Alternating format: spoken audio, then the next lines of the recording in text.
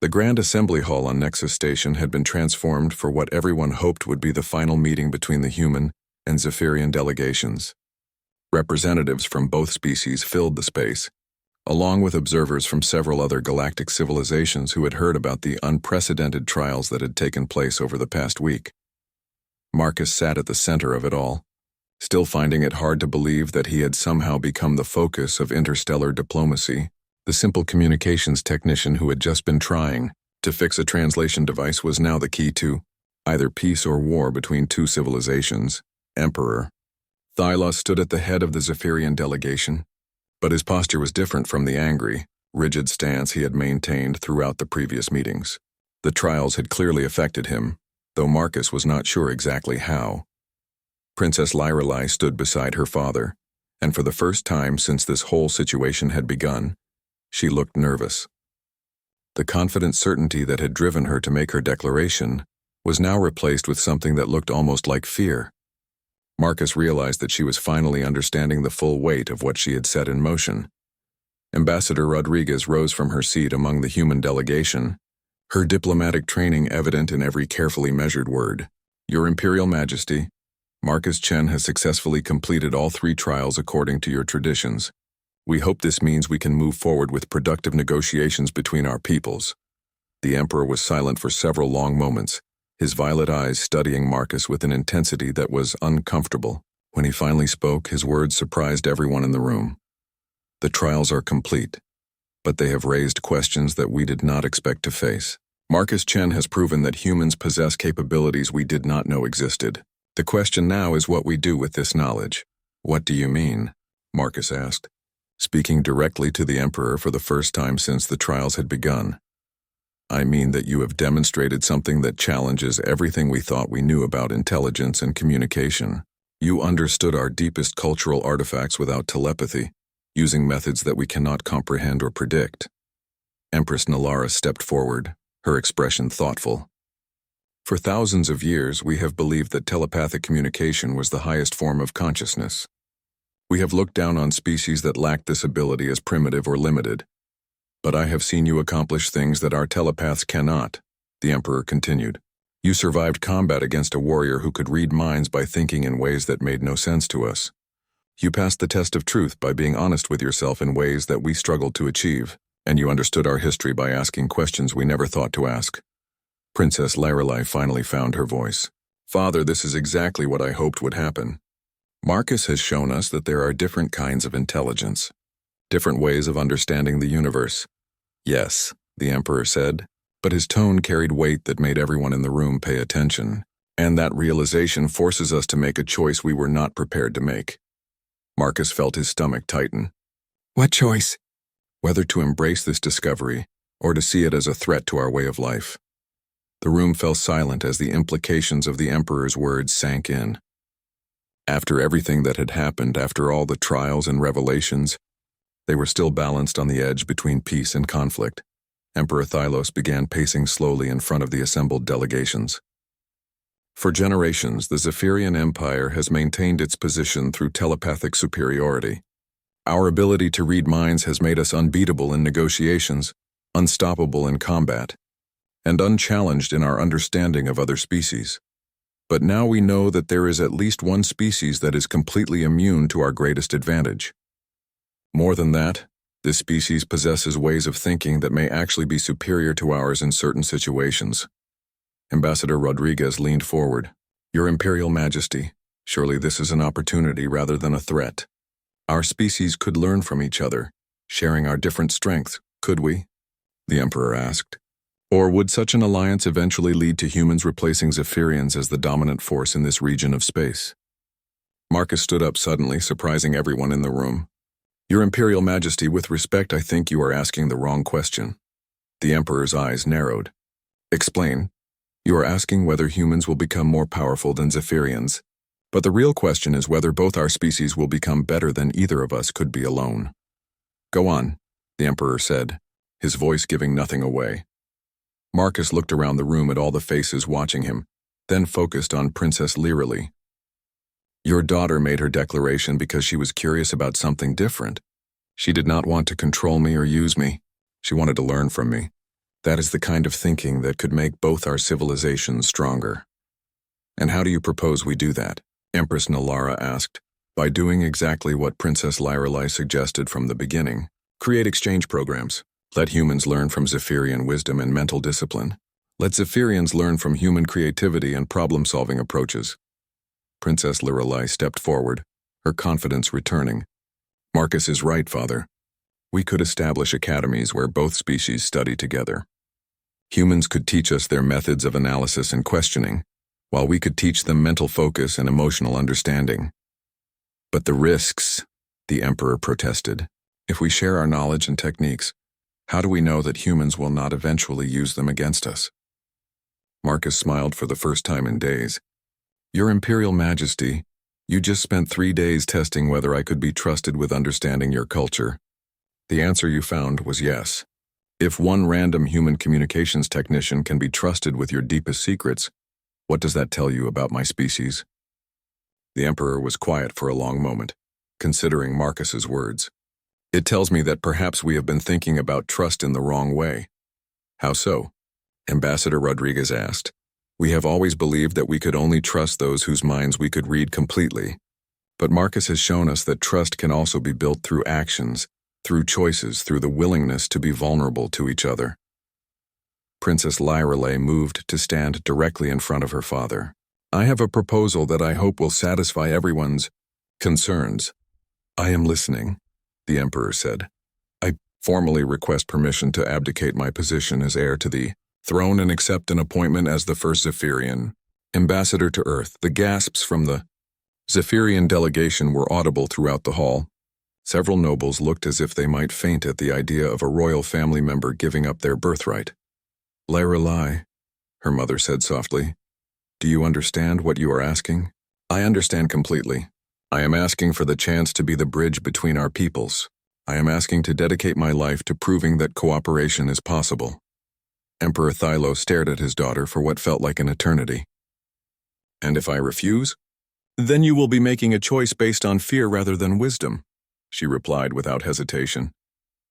And that is not the kind of ruler our people need. The Emperor's expression softened as he looked at his daughter. You have your mother's courage and your grandfather's stubborn determination. Is that a yes? Princess Lyrelai asked. It is a yes to the ambassador position, the Emperor said. But you will not abdicate your position as heir. Instead, you will serve as both princess and ambassador. If this experiment in cooperation succeeds, you will need to be able to rule with the wisdom you gain from it. Marcus felt a weight lifting from his shoulders that he had not even realized was there. Does this mean the alliance between our species will proceed? It means we will try, the Emperor said. And Marcus Chen, I have a position to offer you as well. What position? Cultural liaison and advisor. Someone needs to help my daughter understand humans the way you have learned to understand us. Someone needs to teach both our species how to ask the right questions. Marcus looked around the room at all the expectant faces. I accept, but only on one condition. What condition? The Emperor asked, raising an eyebrow. We start small. Exchange programs, cultural studies, joint research projects. No one conquers anyone. No one gets absorbed into anyone else's empire. We learn to be partners, not rulers and subjects. Emperor Thylo smiled for the first time since Marcus had met him. Agreed. But I warn you, Marcus Chen, partnership with Zephyrians is not always easy. We can be quite stubborn when we believe we are right. Your Imperial Majesty, Marcus said with a grin, you should see how stubborn humans can be when we believe we are right. 6 months later, Marcus stood in a classroom on Earth, watching a group of young Zephyrians struggle with what humans called chess. The game required thinking several moves ahead without telepathic assistance, and the students were finding it much more challenging than they had expected.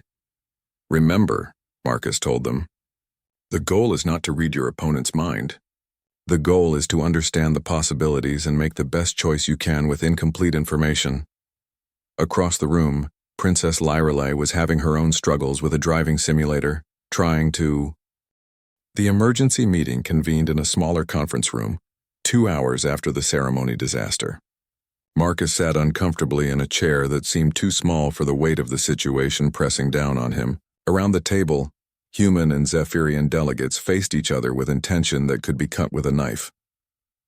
Ambassador Rodriguez had spent the last hour in frantic consultation with her advisors, trying to understand what had gone wrong and how to fix it. The Zephyrian delegation had been equally busy, with heated discussions in their flowing language that the translation systems could barely keep up with. Princess Lyrelei sat directly across from Marcus, her violet eyes studying him with the same intense curiosity that had started this whole mess. Her parents flanked her on either side, the Emperor's face still dark with anger while the Empress maintained a carefully neutral expression. "Let me be absolutely clear about what has happened here," Emperor Thylos began, his words heavy with controlled fury. "My daughter has made a formal declaration of intent according to our most ancient customs. This is not a simple statement of preference or interest." Ambassador Rodriguez leaned forward, her diplomatic training evident in every careful word. "Your Imperial Majesty, we are still trying to understand the full significance of Princess Lyrelei's words. Perhaps if you could explain the cultural context, we might find a way to resolve this misunderstanding." "Misunderstanding?" The Emperor's voice rose slightly. "There is no misunderstanding. When a Zephyrian of royal blood declares I want him before witnesses, it carries the weight of law. It is a formal claim that cannot be retracted without consequences." Marcus felt his stomach drop. "A claim?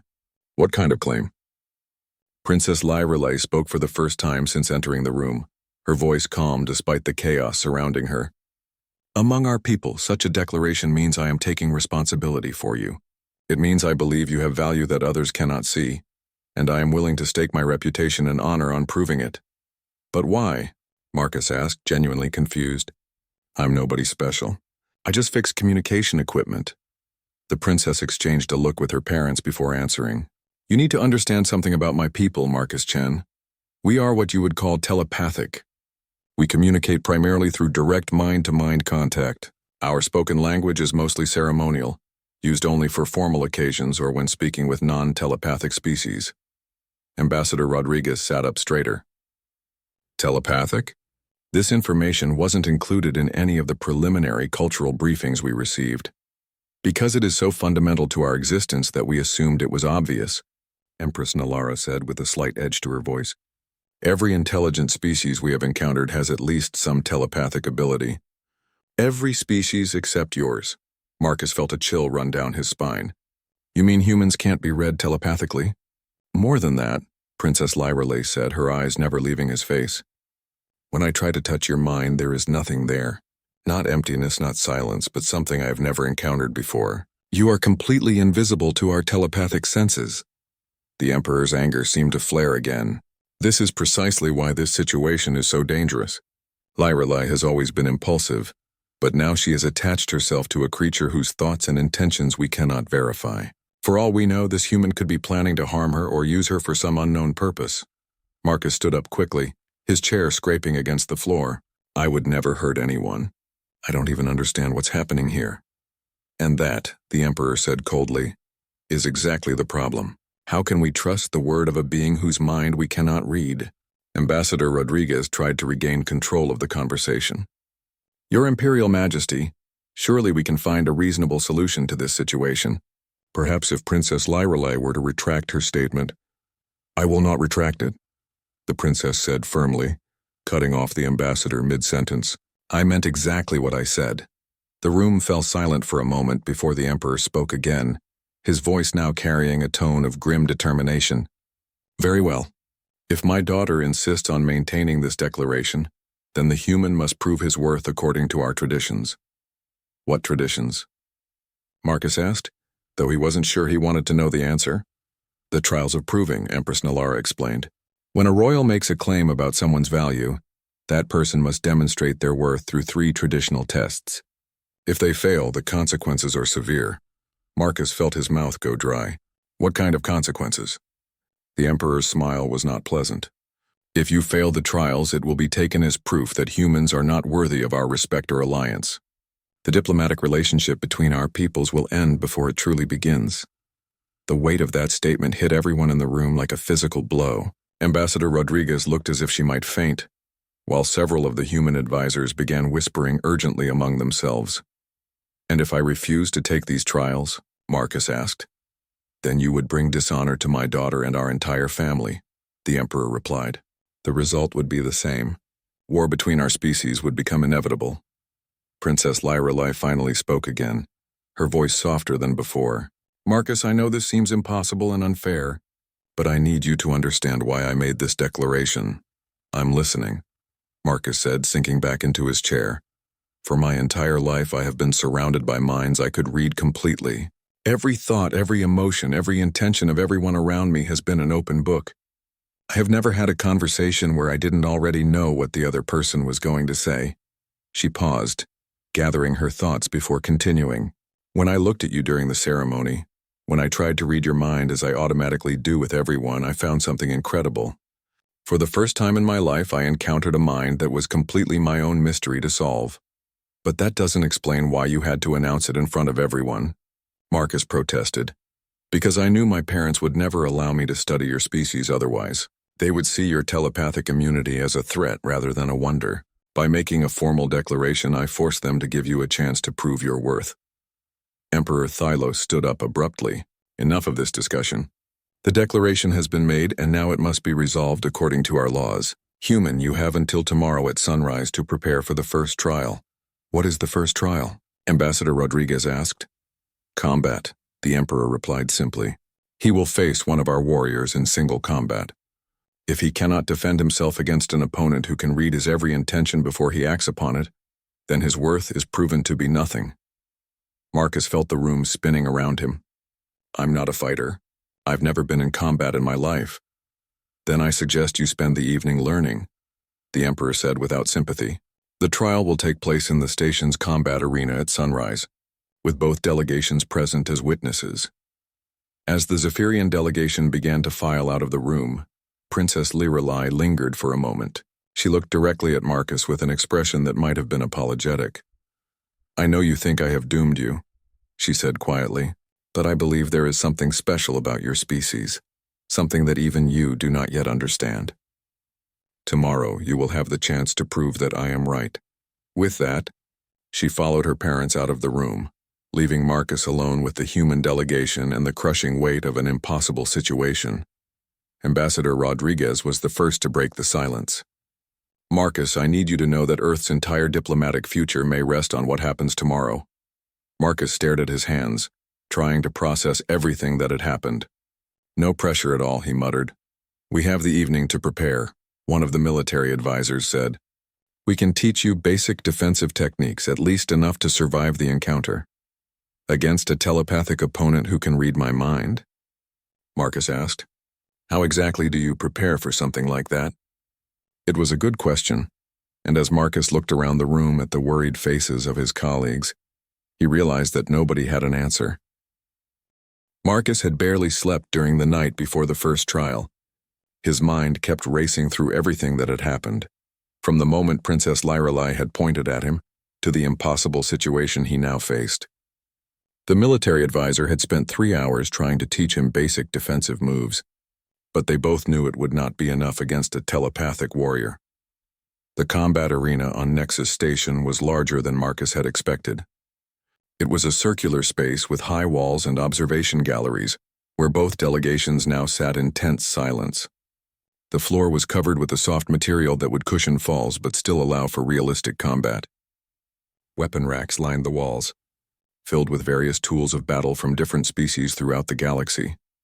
Marcus stood at one end of the arena wearing simple protective gear that felt foreign and uncomfortable on his body.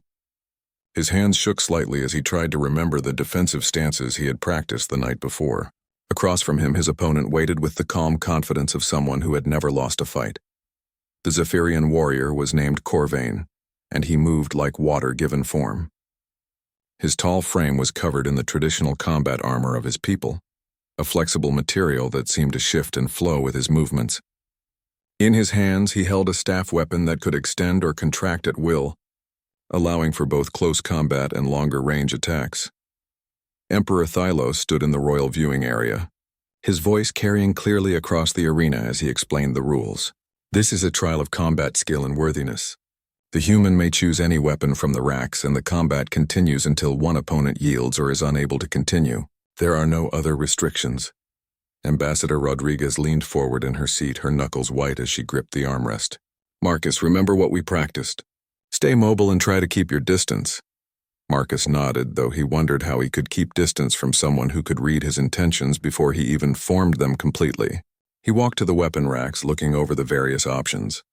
Most of them were designed for species much different from humans, but he found a simple staff similar to what Corvain carried. An interesting choice, Corvain said, speaking through the translation system. But weapon skill alone will not save you. I can see your every move before you make it. The horn sounded to begin the trial, and Corvain immediately moved forward with fluid grace. Marcus barely had time to raise his staff before the Zephyrian warrior was upon him, his weapon striking with precision and power. Marcus managed to block the first attack, but the impact sent vibrations through his arms that told him he would not be able to do this many times. Corvain pressed his advantage, attacking with a series of strikes that seemed to anticipate every defensive move Marcus tried to make. It was like fighting someone who could see the future, and Marcus found himself constantly one step behind. Within the first minute, he had already taken several hits that would have been more serious without the protective gear. In the observation area, the Zephyrian nobles watched with what appeared to be satisfaction. This was going exactly as they had expected. The human was clearly outmatched, and soon this embarrassing episode would be over. Emperor Thylos looked particularly pleased as he watched Marcus struggle against his warrior. But Princess Lyrelei was watching with intense concentration, her eyes never leaving Marcus as he fought desperately against impossible odds. She seemed to be looking for something, waiting for some sign that would justify her faith in him. Marcus stumbled backward after another series of attacks, breathing heavily and trying to think of any strategy that might work. Corvain had been right when he said that weapon skill would not be enough. Every time Marcus planned an attack, his opponent seemed to know exactly what was coming and countered perfectly. That was when Marcus realized something important. Corvain was not just reading his mind, he was expecting Marcus to think and fight like a Zephyrian warrior. The telepathic fighter was anticipating logical, trained responses because that was what he had always faced before. Marcus made a decision that went against everything the military advisor had taught him the night before. Instead of trying to fight properly, he decided to fight completely wrong.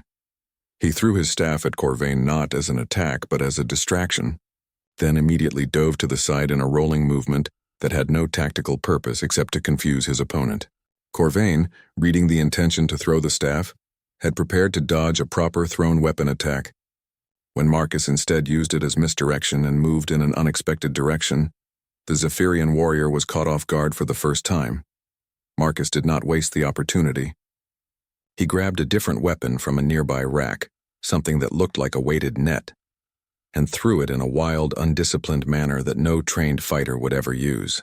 Corvain, still expecting proper combat techniques, was partially caught by the net because he had been positioned to counter a skilled attack that never came.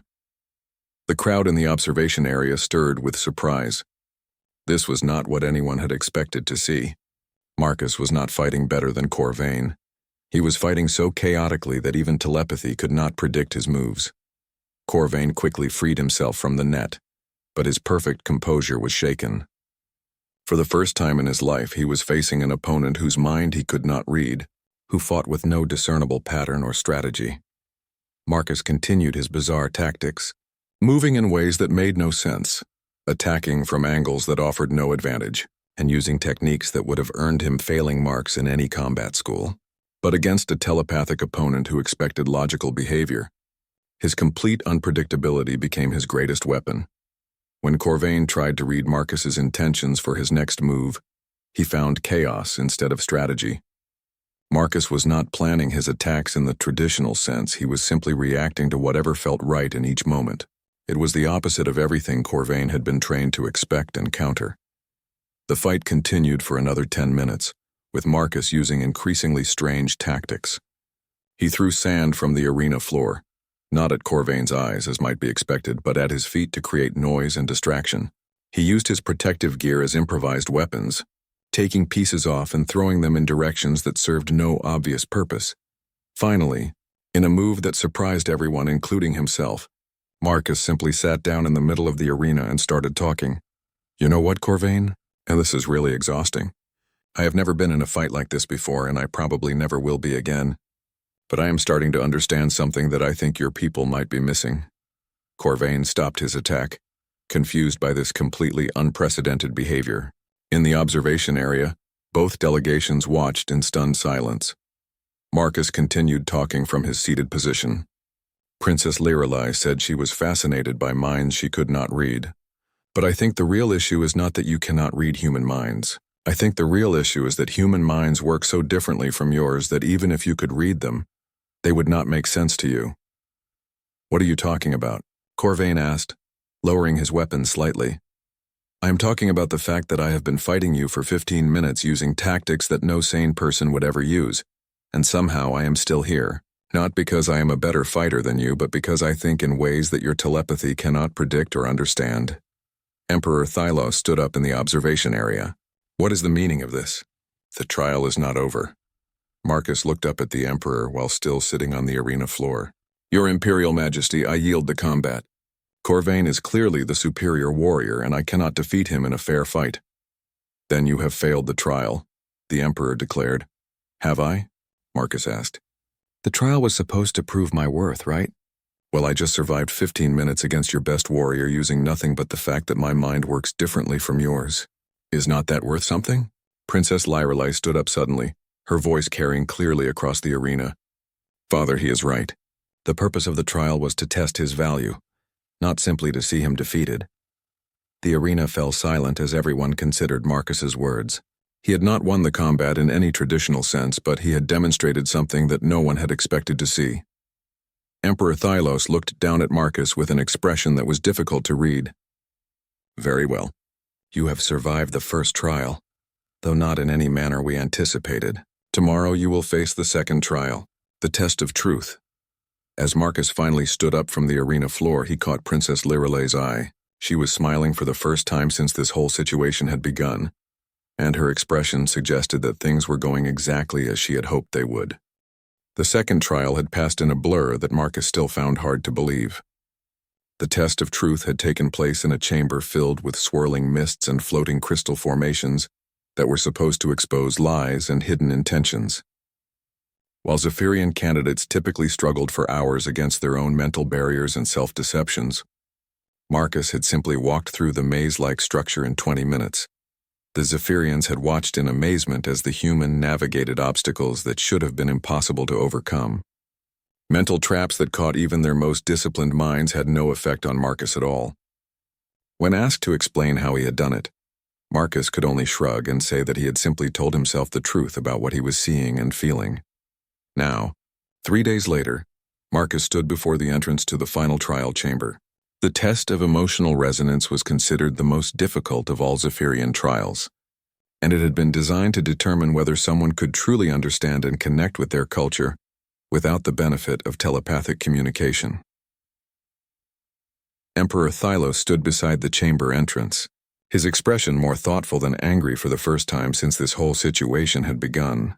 The previous 2 trials had clearly not gone as he had expected, and Marcus could see that the Emperor was beginning to question his assumptions about human limitations. The final trial, the Emperor explained, will test your ability to understand the deepest aspects of our culture and history. Inside this chamber are artifacts that represent the most significant moments in Zephyrian civilization.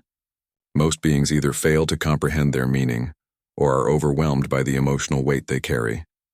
Princess Lirelai stepped forward, her violet eyes meeting Marcus's with an expression of encouragement, mixed with concern. Marcus, I need you to understand that this trial is different from the others. It is not about fighting or solving puzzles. It is about truly seeing and feeling what it means to be Zephyrian. What happens if I fail? Marcus asked, though he was not sure he wanted to know the answer. If you fail this trial, Empress Nalara said quietly, then my husband will challenge you to personal combat. And this time there will be no yielding allowed. The consequences would be final. Marcus felt his stomach tighten. And if I succeed? Then you will have proven something that we believed impossible, the Emperor replied. That a non-telepathic being can truly understand our people. The chamber door opened with a soft whisper, revealing a circular room filled with soft golden light. As Marcus stepped inside, he could see dozens of artifacts arranged on pedestals throughout the space. Some were simple objects like stones or pieces of metal, while others were more complex sculptures or technological devices. The door closed behind him, leaving Marcus alone with the weight of Zephyrian history. He could feel something in the air of the chamber, a heaviness that seemed to press against his mind and heart. These objects were not just museum pieces. They were somehow alive with the emotions and memories of an entire civilization. Marcus approached the first artifact, a simple crystal that seemed to pulse with internal light. The moment he got close to it, he was overwhelmed by a feeling of loss so profound that it brought tears to his eyes. Images flashed through his mind of vast cities turning to dust, of millions of voices crying out in despair, of a star system dying in cosmic fire. He staggered backward, trying to process what he had just experienced. This was not his memory or emotion, but somehow the crystal had shared the tragedy it represented. Marcus realized that these artifacts were not just symbols of Zephyrian history. They were repositories of actual telepathic experiences from the past. Moving to the next artifact, a twisted piece of metal, Marcus experienced a different emotion entirely. This time it was triumph and joy, the feeling of a people overcoming impossible odds to achieve something great. He saw glimpses of the first Zephyrian spaceflight, the colonization of distant worlds, the establishment of their great empire. As Marcus moved through the chamber, experiencing artifact after artifact, he began to understand the full scope of Zephyrian civilization. Their history was not just a series of events, but a living tapestry of shared experiences and emotions that had been preserved through their telepathic abilities. But something else was happening as well. Marcus found that he was not just experiencing these emotions passively. He was beginning to understand the context behind them, the reasons why each moment had been considered significant enough to preserve in this way. The crystal of loss represented the great dying, when a plague had swept through Zephyrian space and claimed billions of lives. But it was not just about death. It was about how the survivors had come together and rebuilt their civilization from almost nothing. The metal fragment came from the first starship to leave Zephyrian space. But its importance was not just the technological achievement. It represented the moment when the Zephyrians had chosen to reach out to other species, rather than remaining isolated in their own corner of the galaxy. Each artifact told a story, and Marcus found himself beginning to see patterns and connections that went deeper than individual events. He was starting to understand not just what had happened to the Zephyrians, but why it mattered to them and how it had shaped who they were as a people. In the observation area outside the chamber, both delegations watched through viewing screens as Marcus moved slowly through the trial. The Zephyrians looked increasingly amazed as they saw him spending long minutes with each artifact, clearly experiencing something profound. "How is this possible?" one of the Zephyrian nobles whispered. He should not be able to access the emotional resonance of the artifacts without telepathic ability. Princess Lyrelai watched with growing excitement as Marcus continued his journey through the chamber. "He is not accessing them the same way we would," she said. "He is doing something different, something we have never seen before." "What do you mean?" her mother asked. "Watch how he approaches each artifact," the princess explained. "He does not just experience the emotions they contain. He stops and thinks about them. He asks questions even though no one is there to answer." Indeed, the observers could see that Marcus was speaking aloud as he moved through the chamber, though they could not hear his words through the soundproof barriers. He seemed to be having conversations with himself or perhaps with the artifacts themselves. Marcus had realized something important about the trial. The artifacts were designed to overwhelm visitors with pure emotion, testing their ability to withstand and understand the telepathic experiences they contained. But Marcus could not experience them telepathically at all. Instead, he was experiencing them as puzzles to be solved, stories to be understood through observation and deduction. When he approached the crystal of loss, he did not just feel the sadness it contained. He looked at its structure, its placement in the chamber, the other artifacts around it. He asked himself questions about what could cause such profound grief, and what it might mean to a civilization that valued honor and strength above all else. "You represent the moment when the Zephyrians almost ended," he said aloud to the crystal. "But you are not just about dying, are you?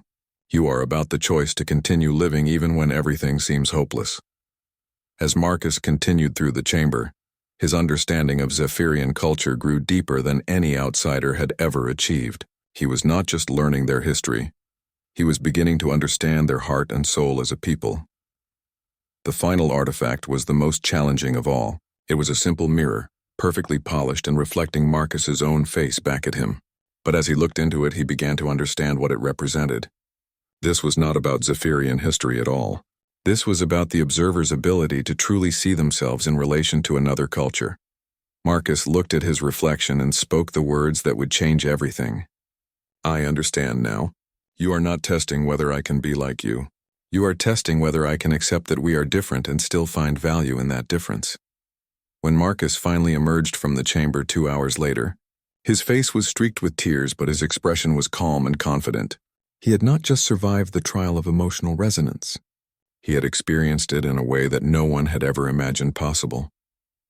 Emperor Thylos looked at him with an expression that combined surprise, respect, and something that might have been fear. How did you do it? How did you understand what we never taught you? Marcus looked around at the assembled delegations before answering. Your Imperial Majesty, I understood because I asked questions instead of just accepting what I was shown. I learned about your people not by becoming like them, but by being curious about why they became who they are. The Emperor was silent for a long moment before speaking again. You have passed all 3 trials, Marcus Chen, but I find myself more troubled now than when this began. Why? Princess Lyrelei asked. Her father turned to look at her with eyes that held a mixture of pride and concern. Because this human has proven that understanding between our species is possible, and that means we can no longer pretend that isolation is our only option. Marcus Chen had never expected to find himself aboard Nexus Station, floating in the neutral zone between human and alien space. The massive space station stretched out in all directions, its corridors filled with the nervous energy of first contact diplomacy. He adjusted his communication headset for the 100th time that morning, checking the translation software that would help bridge the gap between human speech and Zephyrian thought patterns. As a junior communications specialist for Earth's diplomatic corps, Marcus knew he was lucky to be here at all. This was humanity's first formal meeting with the Zephyrian Empire, a civilization that controlled dozens of star systems and commanded respect throughout the galaxy. The Zephyrians had agreed to this meeting after months of careful negotiations through intermediary species, and everyone knew how much was at stake. The main conference hall buzzed with activity as both human and Zephyrian delegates prepared for the formal introduction ceremony. Marcus watched from his position at the technical station, making sure all the translation equipment was running smoothly. The humans looked nervous in their formal diplomatic uniforms, while the Zephyrians moved with a fluid grace that seemed almost supernatural. The Zephyrians were tall and elegant, with pale blue skin that seemed to shimmer in the station's artificial light. Their eyes were larger than human eyes, a deep violet color that seemed to hold ancient wisdom. They wore flowing robes made of materials that shifted color as they moved, and they communicated with each other through subtle gestures and what appeared to be meaningful glances. Ambassador Rodriguez, the head of the human delegation, had spent weeks studying Zephyrian customs and protocols. She had briefed the entire team on proper behavior, emphasizing how important it was to show respect for their ancient culture. The Zephyrians valued honor above all else, and any sign of disrespect could end the negotiations before they truly began. Marcus checked his equipment one more time as the ceremony was about to begin. The translation device had been acting up all morning, producing static at random intervals. He made a few quick adjustments, hoping it would hold together for the duration of the formal introductions. The great doors at the far end of the hall opened with a soft whisper, and the Zephyrian royal family entered. Emperor Thylos walked with the bearing of someone who had ruled star systems for centuries. His presence filled the room, and even the human delegates seemed to shrink back slightly. Beside him walked Empress Nalara, her violet eyes scanning the assembled humans with careful assessment. Behind them came their daughter, Princess Lyrelei. She moved differently from her parents, with less of the formal rigidity that seemed to characterize Zephyrian nobility. Her eyes were curious rather than distant, and she seemed genuinely interested in the humans she was meeting for the first time. The formal introductions began according to the carefully rehearsed protocol. Ambassador Rodriguez stepped forward and spoke the traditional Zephyrian greeting that had been taught to her by xenolinguists back on Earth. The translation software hummed quietly, converting her words into the complex mental patterns that Zephyrians used for formal communication. Emperor Thylos responded with what appeared to be a gracious welcome, his words flowing through the translation system in a rich, melodious tone. The ceremony was proceeding perfectly, exactly as it had been planned during countless preparation sessions. Marcus monitored the translation feed, making small adjustments to ensure optimal clarity. Everything was going smoothly until the device suddenly started producing harsh static. The feedback was loud enough to interrupt the Emperor mid-sentence, and every eye in the room turned toward the technical station. Marcus felt his face burn with embarrassment as he quickly worked to identify the problem. His fingers flew over the control interface trying to isolate the source of the malfunction. The static continued for several more seconds before he managed to route the signal through a backup system. As the noise finally stopped, Marcus looked up to find himself the center of attention for the entire diplomatic gathering. The Emperor's expression showed clear displeasure at the interruption, while the human delegates looked mortified. Ambassador Rodriguez gave him a sharp look that promised a lengthy discussion later about equipment maintenance. But it was Princess Lyrale's reaction that caught everyone off guard. Instead of showing annoyance or disgust at the technical failure, she was staring directly at Marcus with an expression of fascination. Her violet eyes seemed to be studying him with an intensity that made him extremely uncomfortable. The ceremony resumed, but Marcus noticed that the princess continued to glance in his direction throughout the formal proceedings. Her attention was so obvious that even her parents began to notice, exchanging meaningful looks with each other. As the introduction ceremony reached its conclusion, Ambassador Rodriguez stepped forward to make the final diplomatic statement before the formal negotiations would begin the following day. She spoke about humanity's desire for peaceful cooperation and mutual understanding between their species. It was at that moment that Princess Lyrale did something that would change everything. She stepped forward from her place beside her parents, raised her hand and pointed directly at Marcus. Her voice carried clearly across the silent hall as she spoke in perfect, unaccented English. "I want him." The words hit the assembled gathering like a physical blow. The Zephyrian nobles gasped audibly, their carefully maintained composure cracking for the first time since the ceremony began. Several of them took instinctive steps backward, as if the princess had just committed some terrible breach of protocol. The human delegates reacted with equal shock, but their confusion was obvious. They had no idea what the princess's declaration meant, but they could see from the Zephyrian reaction that it was significant. Ambassador Rodriguez's face went pale as she realized that something had gone terribly wrong. Emperor Thylos's reaction was the most dramatic of all. His face darkened with what could only be described as rage, and for a moment it seemed as if he might physically strike someone. His hands clenched into fists at his sides, and when he spoke, his voice carried a cold fury that needed no translation. "Lyrale, what have you done?" The princess stood her ground despite her father's obvious anger. She kept her eyes fixed on Marcus, who stood frozen at his technical station, unable to comprehend what was happening or why he had suddenly become the focus of an interstellar incident. Empress Nalara stepped forward, placing a restraining hand on her husband's arm. Her expression showed a mixture of concern and curiosity as she studied her daughter's face. When she spoke, her voice was calmer than the Emperor's, but there was steel beneath the surface. "Explain yourself, daughter. Explain what you mean by this declaration." Princess Lyrale turned to face her parents, but her posture remained defiant. She spoke in the Zephyrian language, her words flowing through the translation system in urgent, passionate tones. "I mean exactly what I said. I want him. I want to understand how his mind works. I want to learn from him." The Emperor's rage seemed to intensify at his daughter's words. He began speaking rapidly in their native tongue, his words coming too fast for the translation system to keep up. But his meaning was clear enough from his tone and gestures. He was furious, and he was directing that fury at both his daughter and the human delegation. Marcus finally found his voice, though it came out as barely more than a whisper. "What's happening? What did she mean?" Ambassador Rodriguez moved to his side, her diplomatic training taking over despite her obvious panic. "I don't know, but we need to find out quickly. This could destroy everything we've worked for." The Zephyrian nobles had formed a tight group, speaking among themselves in urgent whispers. Their body language suggested they were as shocked by the princess's behavior as the humans were. Some of them kept glancing toward Marcus with expressions that ranged from curiosity to outright hostility. The hall that had been filled with ceremonial dignity just moments before now crackled with tension and confusion. The first formal meeting between humanity and the Zephyrian Empire had become something entirely different, and no one seemed to know what would happen next.